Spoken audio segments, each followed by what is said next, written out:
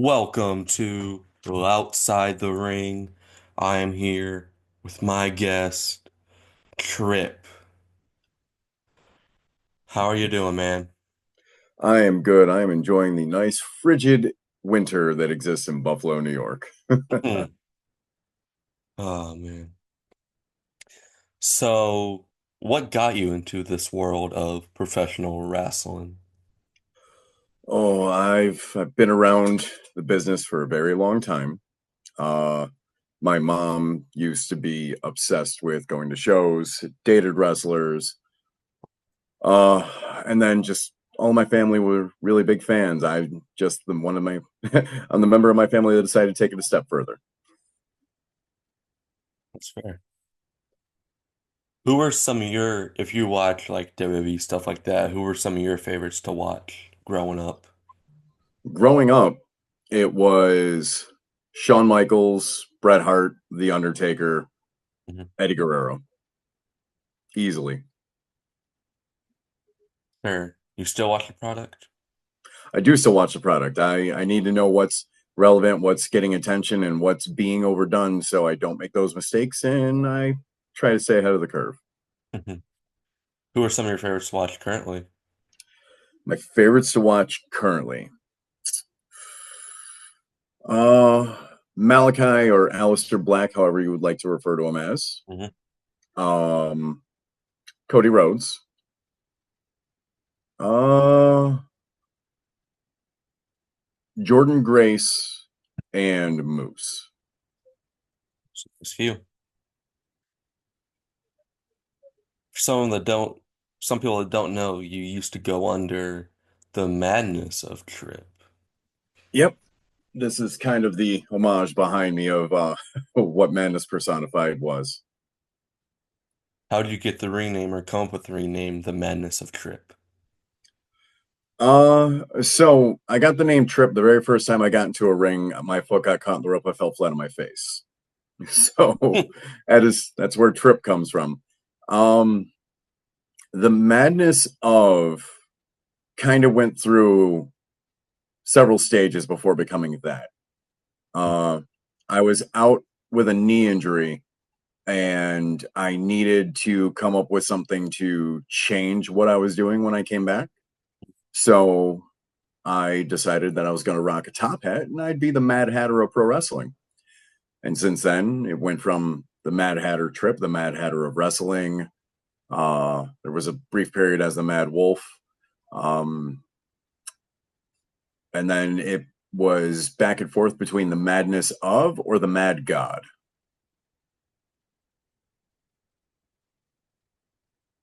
How did you know that it was time to kind of step away from the name, the madness of Trip?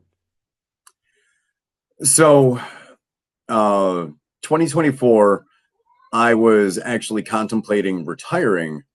And then I said, no, I don't need to retire. I need to step away. I need to take a break. Mhm. There's a lot of guys on the indie scene now doing a crazy style gimmick, and I'm like, okay, there's a lot of what I do out there. It's not the exact same thing, and some of them do some of the things that I did different, some of them better, but it was there was a lot of it. And then it was in October, and I saw Bo Dallas against Chad Gable on Raw, and Bo Dallas's gear looked exactly like what I've been wearing for the last 4 years, just much darker. Mhm. And he even started throwing the same moves that I was throwing. So I said, okay, clearly the product, the what's out there now, the wrestling product doesn't need what I do. It's got it, so I need to do something different. That's fair. How long have you been wrestling for? Uh May this year will mark 22 years. Hmm.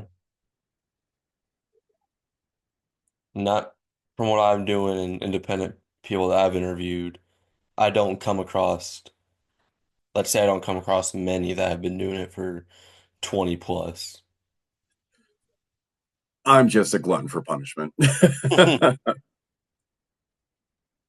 Let's see. How did you figure out about Live Pro down in Fremont, Ohio? Um, let's see. I Can you repeat the question one more time? I'm trying to process this. How did you figure out about Live Pro down in Fremont? Live Pro Wrestling. I actually I was wrestling for Northwest Ohio Wrestling in Toledo, and I had met Tim Horner, the promoter, at Mhm. that event, and he asked me to come to one of his shows, and I jumped all over it.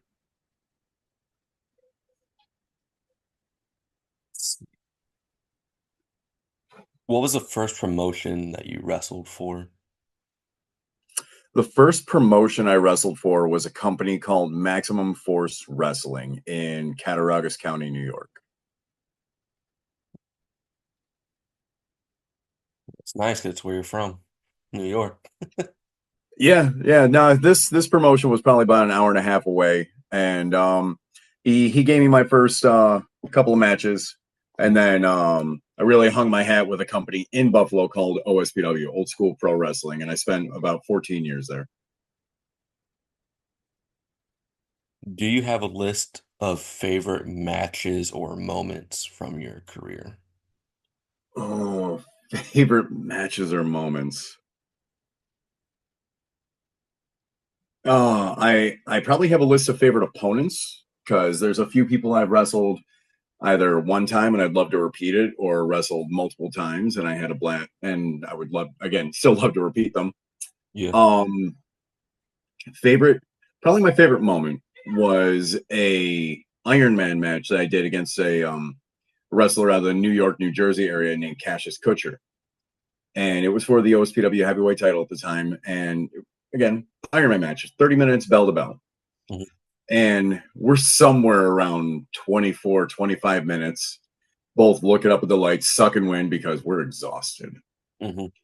Uh, I rolled over to my stomach and I just looked at him. I was like, I don't think I have anything left. I started hearing the crowd chant, "This is awesome." And they kept getting louder and they kept getting louder and they kept getting louder. And I had felt very, very proud in that moment Mhm. because here we are, almost half an hour in, and the crowd was still with us. So there was that. And then probably my most career defining moment was when I got to wrestle against Moose, um, 10 days, 2 weeks, somewhere after he won the Impact Heavyweight Championship on pay per view. Oh, and it's awesome. Not many people can say they've worked with someone with caliber like Moose. He so much bigger in person and hits so much harder than you think. Oh, no. Who would you say are some of your toughest opponents? Um, First off, Moose. Yeah. Um, there was a guy out of Ohio. I actually wrestled him in West Virginia. Unchained Brandon Day. Uh, Phenomenal wrestler, and again, a person that I only went toe to toe with once. Happy to do it again, but definitely one of the toughest. Mhm. Retired wrestler out of the Western New York, Buffalo, Rochester area, Robert Ezekiel. I went to wars with that guy in the ring. So he was the only person that could probably go toe to toe, move for move, step for step, every which way. Mhm. So those would probably be the toughest. You brought up earlier you have some favorite opponents. Let's hear some of those. Oh, favorite opponents. um, so one of the ones that stands out to me right away is Len Oddity. He hasn't wrestled in a long time, but we actually met. We knew about each other and met through social media. And then when we had the opportunity to work against each other, we just hit it off. We beat the holy hell out of each other just because we knew we could, and we knew we had to step it up every time. Um, Another one of my favorite opponents. wrestler out of the central New York area, Sean Carr. Sean, one of the best wrestlers New York State has ever seen. Um, he's he's made appearances with Ring of Honor and when AEW Dark was a thing. So yeah, he's laid a lot of groundwork and he's made a lot of moves. He's by far and away one of the best wrestlers I've ever had the pleasure of sharing the ring with. Um, let's see. Another one of my favorite opponents would be High Voltage Omar out again, another guy out of New York, but he's out towards like Albany. Mhm. Um, we actually did a Christmas street fight where our where the weapons were in wrapping paper like gifts, and it was a great match, great time. I didn't think anything that dumb could get over the way that it did, and it did. Another person, real quick, that stands out is Riley Shepard. Uh, it was an intergender match that was the culmination of this long feud, which bridged COVID.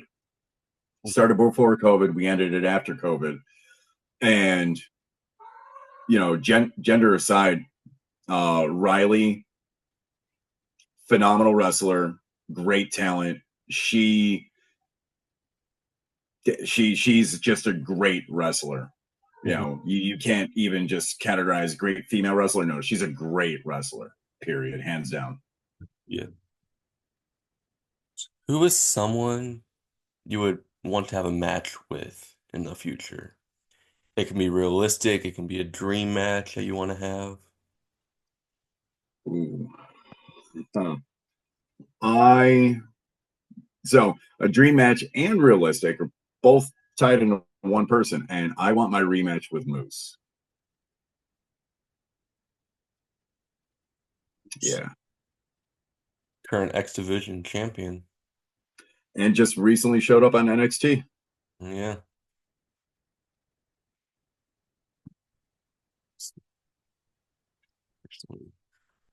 And now he's going toe to toe with the Hardys and Oba and Yep, TNA.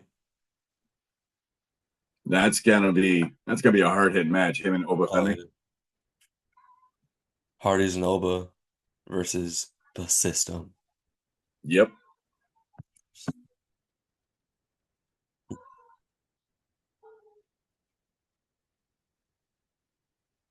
Is there any promotion that you really like working for or worked for? Promotion.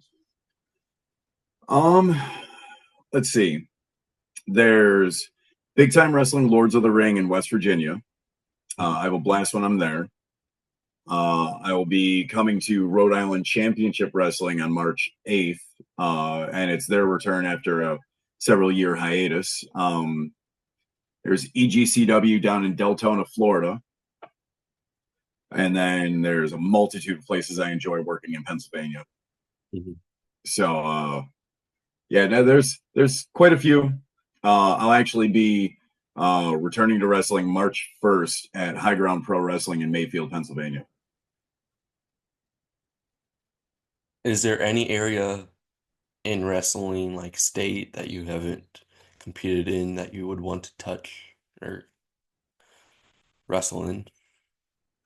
Um, I've run kind of the full gamut of what wrestling can have. Like I've been the mid card guy, I've been the main event guy.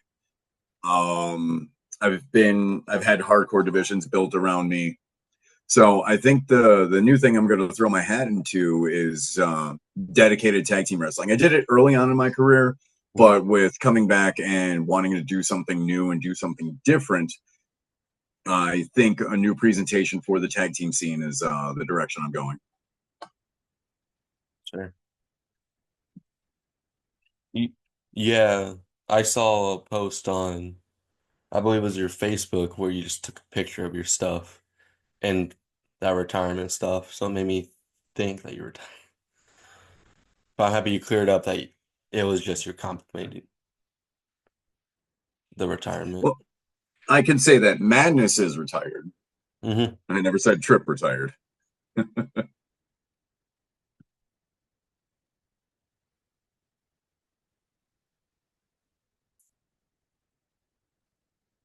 Was never mind. Is there any wrestlers that inspire either your current gimmick or madness of Trip? So I took a lot of my inspiration behind the madness of Trip from outside of wrestling sources.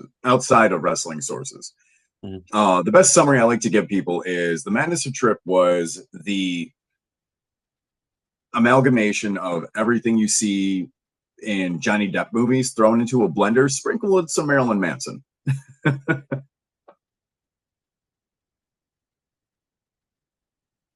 How'd you get your current thing, the only Trip? So the only Trip is I'm the only one. I'm Trip. That's it. Point blank. Period. I'm the only one there is. I'm the only one that's ever gonna be. And you know, if if people don't like it, that's fine. If people want to shut me up about it, you can meet me in a ring. I'm easy to find. I stand out.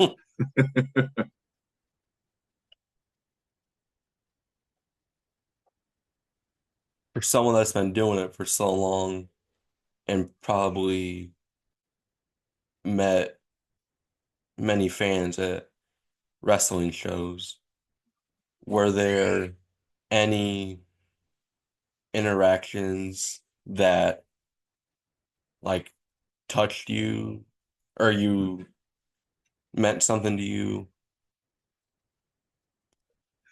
Yeah, there's been a couple actually. Right over my shoulder, right underneath my index finger, there's a record there. It was done with an old version of a logo for me, and there was a nice young lady. Her name was Ashley. Uh, she was a domestic abuse survivor and just a wonderful person. She was just a sweetheart, and myself and several other wrestlers were privileged enough to be gifted those. And unfortunately, she's no longer with us. So things like that, I'm always going to cherish.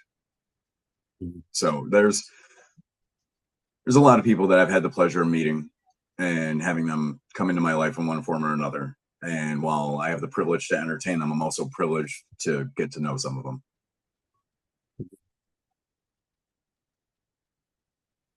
Were there any, or have you encountered any rude fans?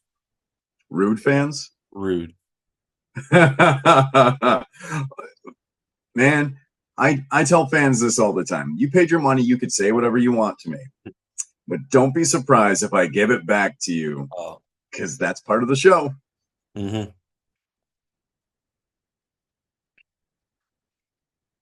What made you want to transition to tag team action? Oh, like I said, I've been the main event guy. I've been the guy to carry a company. I spent a good chunk of 2024 with three championships from different companies and being the face of those companies. And while I was able to do it, it takes a toll on you. And now, Hmm. I'm going to be teaming with my best friend. So I mean, who better to share the spotlight with, to share the road with, to make those memories with than with him. So I mean, part of the inspiration for getting into the tag scene is to have these moments with my best friend. So it's it's an easy call. Plus, I don't have to bump as often with a tag partner, so it'll hurt a little bit less. Going back and I looked at a little more like your LPW stuff, and in one of your promos, you had a friend by the name of Liu Kane. Luke Saker, he's actually transitioned over to being Tommy One Shot.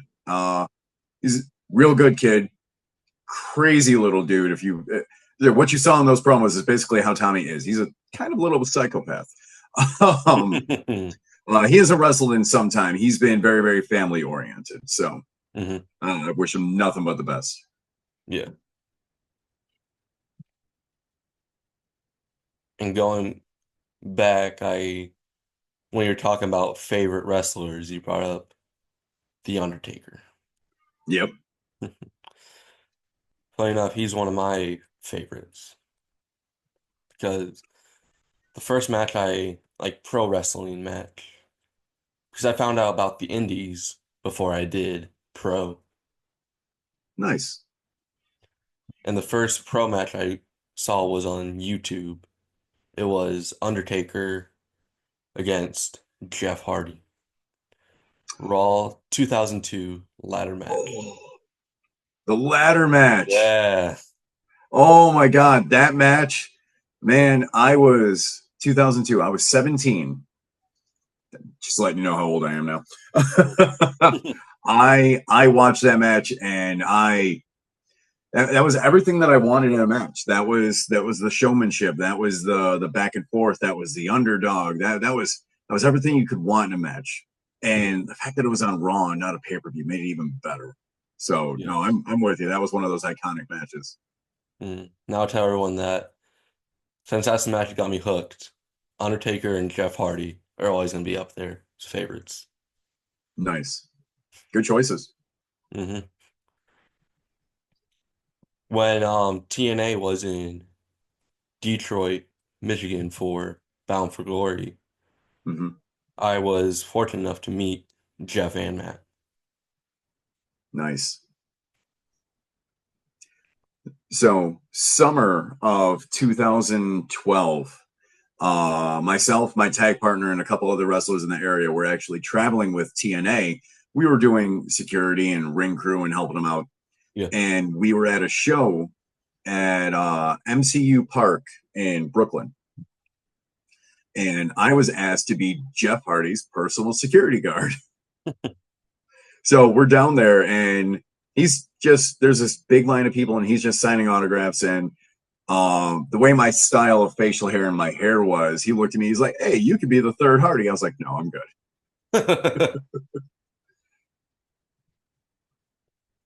Because yeah, I saw when you were Madness, you kind of painted around. I don't know if it was paint, but you went around your eye.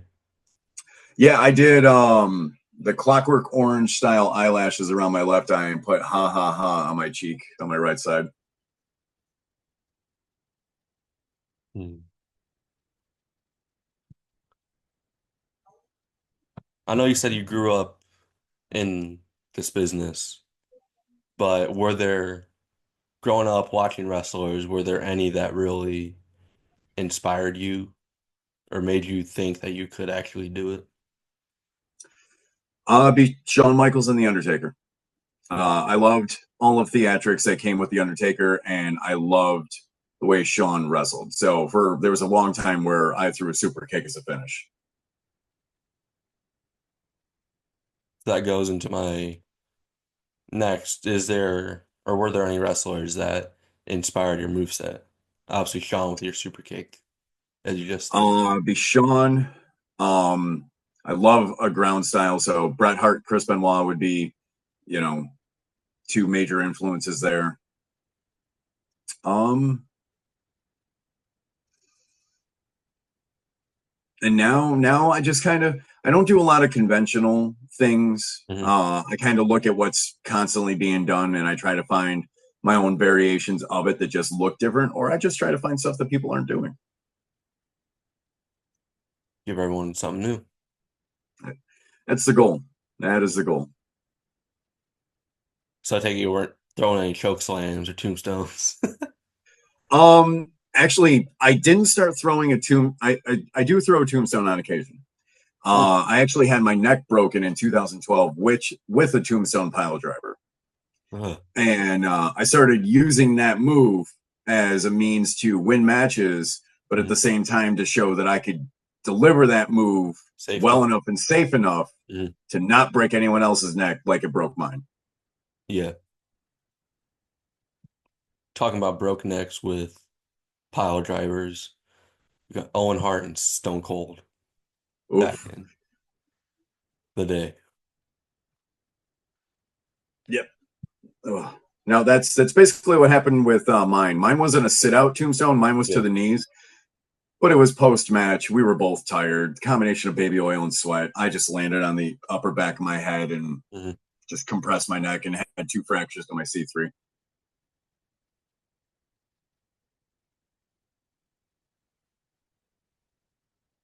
Now, about how long were you out with that? Not as long as I probably should have. The second I got clearance, I was back in the ring. I probably should have taken more time, but I know I rushed. I know I went against everyone's wishes. I know I made a dumb mistake. I should have waited longer. Yeah, you should. Were there Yeah, I was any only sorry, go ahead. were there any injuries that you sustained in the ring that required long time out or like surgery? Thankfully no surgeries. The longest time I really had to spend out was 6 months.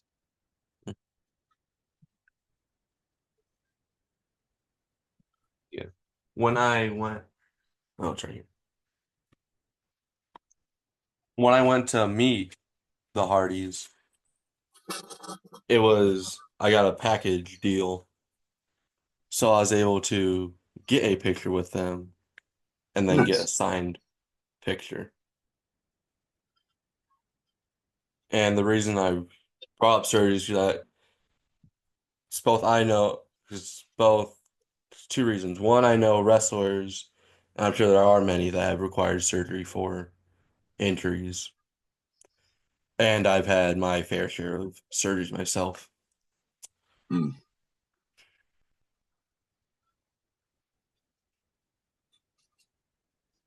I've Surgeries overcome are rough, man. surgeries. Like I said, I've been very, very fortunate and lucky to dodge them. Yep.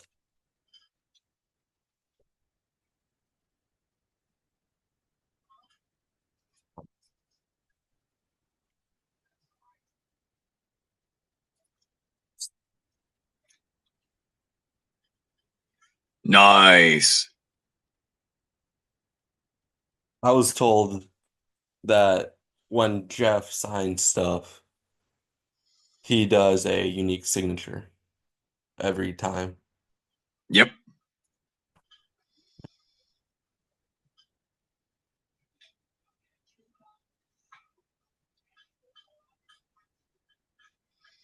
I did not know that until someone actually within an interview told me.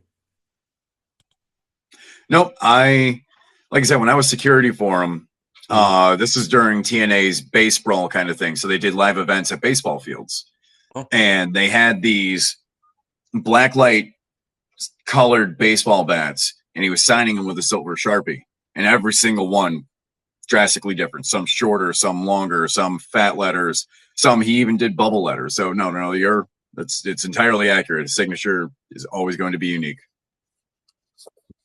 going back, I've got this, I want to say, it was once I first started watching. But it was after when I saw that Jeff Hardy and Undertaker match. So I'll say it was during COVID at some point.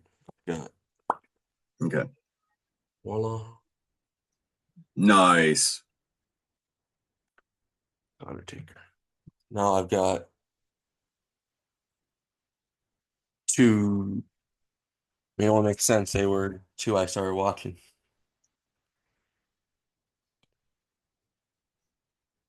Were there any, let's put it this way, working with vets, either people in the business short, a little shorter, or actually longer than you, that you have liked working with or worked with? um, I have I've been very fortunate to have been on shows with people that have been in the business a long time. Hmm. I worked a show and was able to pick the brain of like Hardcore Holly uh, several times. Um, Tito Santana. I got to do the worm with Scotty Too Hottie. Oh. I looked incredibly foolish. My rendition of the worm was horrible, but still got to do the worm with Scotty Too Hottie. Um, I remember working a show and Ted DiBiase Jr. was there, and I remember everyone lining up to talk to him and get pictures with him and get his autograph. And I remember sitting across from him, and I just asked him, "How does it feel to be done with WWE's travel schedule?" And I don't think I ever saw someone just look so relieved to Hmm. not have to talk about business and just be a person. So I've been very fortunate enough to work with many names over the years, many vets, and be able to pick their brain for one thing or another. Hmm.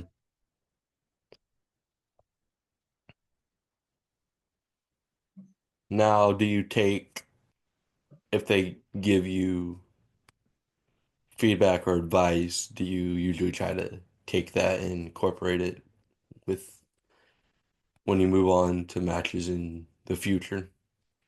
Absolutely, it's you never stop learning. It's Oh, every person that comes and provides advice to you, take it. Always take it. If they hmm, provide criticism, take it. yeah.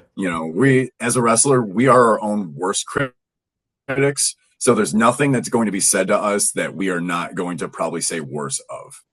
Hmm.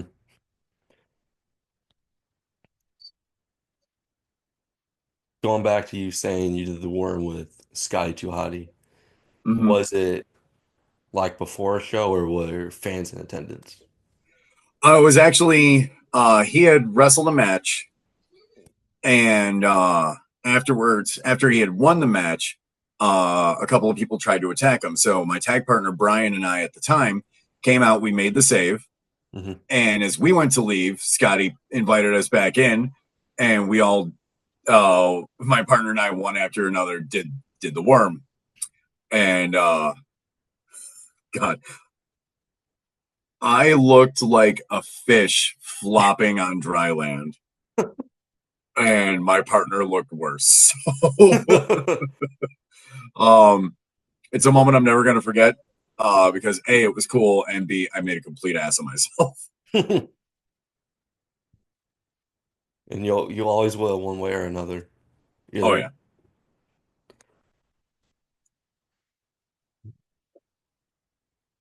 I'm sure some people gotta go laugh out of that. Obviously you did laughing back at it now. Oh, absolutely. Absolutely. Going hopping back and forth here, but I forgot I had this till I saw it before the man we know as Undertaker was Undertaker. Mean Mark Callis. Wow. I actually saw this randomly one time at a Target. So I Okay. decided just to get it because it was Undertaker themed and before he was Undertaker. Yep. Now you got to try to find one with the Punisher mask. Just complete it all.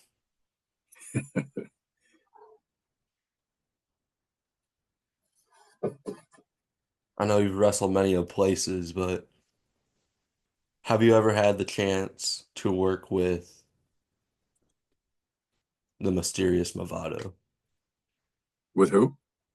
I don't know if you may not have heard of him because he's from closer where I am, but I know he's wrestled places. Movado, mysterious. I know he was down in Live Pro. Doesn't really sound that familiar. Um, I'm horrible with names. I'd probably remember a face. Yeah, I get hit in the head a lot. Oh, especially in the sport. I Yep. just have my picture. But that's all I have for you. Thank you for your time. Hey, no, all good. Thanks for having me, man. I enjoyed the show. Anything you want to say before we end up popping off? Um, yeah, I'll do my shameless self promotion cheap plug time. You ever need to find where I'm at? Just Trip or Just Trip 13. TikTok, Instagram, YouTube, Facebook. I am everywhere. Again, shameless self promoter. But start looking up the new tag team, the Nomad Collective. Mhm. Collective COLECXTIVE. All right. You have a good one. You too.